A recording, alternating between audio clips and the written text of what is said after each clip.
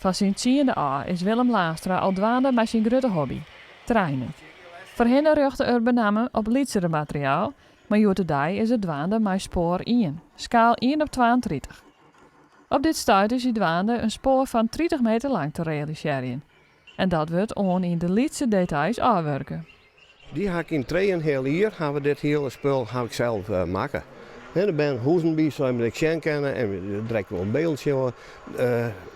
Meestal hebben we zelf maken, maar daar ben ik bouwpakketten bij die we dus heel gekleurd hebben, heel schilder hebben. Dus alles ermee dingen, alle dingetjes erop zetten, wat maar kent, zo volle mogelijk details op het dingen. Bij spoor 1 maakt het ik. Spoor 1 is natuurlijk groot.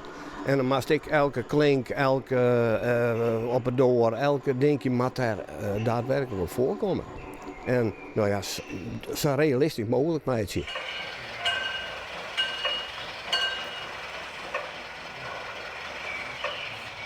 Ik ben al van mijn 20ste in Duitsland. Ik ga heel veel foto's maken. En dat soort dingen zit toch wel in mijn holle van oké, dat zeggen ze uit, zetten ze uit. En zo ben ik dat eigenlijk aan het opzieken en de bladen erbij, foto's erbij. En zo bouw ik zo goed mogelijk dingen nee. Dus dat is mijn opzet altijd.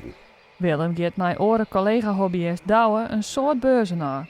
Net alleen in Nederland binnen ze te vinden, maar ook vooral in Duitsland. Maar de vrachtwijn volladen vleenden ze zo'n 4 keer per jaar die kant op. Ook thuis gaat de hobby gewoon verder. Het is zo, ik ga thuis heb ik een speciaal onderkomen verbouwd. Dat is 10 meter lang, dus ik kan net het hele spul gebruiken.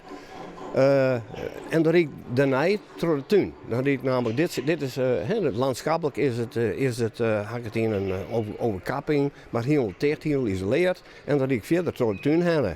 Dus en zo doe ik het op die manier.